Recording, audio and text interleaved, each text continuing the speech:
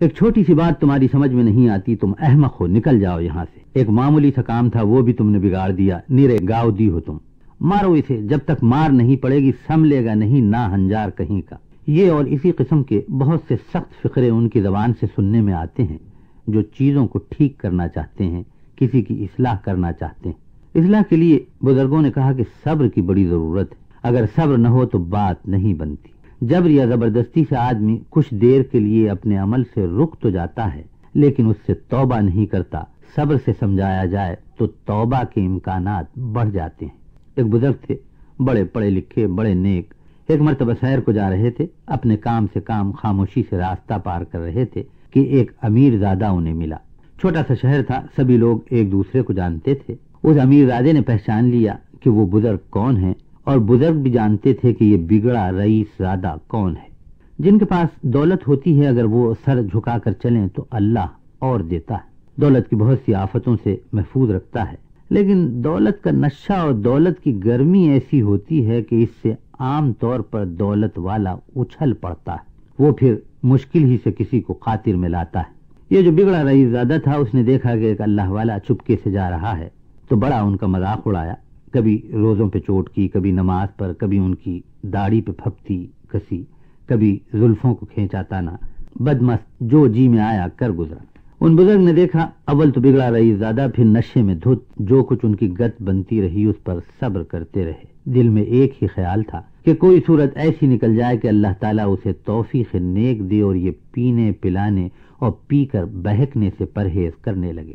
حضرت کے ساتھ دو ایک آدمی اور بھی تھے، ذرا اشارہ ہوتا تو بگڑے نوابزادے کو دھنک کر رکھ دیتے، لیکن وہ اللہ کے نیک بندے سب کو روکتے رہے۔ فرمایا خبردار کوئی اس سے الجھنا مت، اسے اپنی حرکتوں سے خوش ہو لینے دو۔ تھوڑی دیر تک اوٹ پٹانگ حرکتیں کر کے وہ جانے لگا تو اس نے دیکھا کہ بزرگ نے دعا کے لیے ہاتھ اٹھائے۔ ایک لمحے کو وہ رک گیا، اس نے سنا وہ بزرگ کہہ رہے تھے کہ مولا تو نے اپنی مہربانی سے اس نوجوان کو اچھا قد و قامت دیا، اچھی صورت دی، اچھے گھر میں پیدا کیا، کھانے پینے اور خرچ کرنے کو بہت کچھ دے رکھا ہے۔ اتنی ساری نعمتوں کے ساتھ رب العزت ایک نعمت اور بھی اسے دے دے۔ جو کچھ تو نے اسے عطا فرمایا ہے اس کی لاج رکھ اور اسے دوزخ کی آگ سے محفوظ رکھ۔ جیسے تو نے اسے یہاں خوش رکھا ہے ویسے ہی وہاں بھی خوش رکھ۔ یہ دعا کر وہ اللہ کے نیک بندے آگے بڑھ گئے اور وہ امیر زادہ کچھ دیر وہاں کھڑا رہا، پھر آہستہ آہستہ چل کر اپنی محل سرا پہنچا۔ جب وہ اپنی خوابگاہ میں بستر پر پڑا تو ایک ایک کر کے اسے ساری باتیں یاد آنے لگیں۔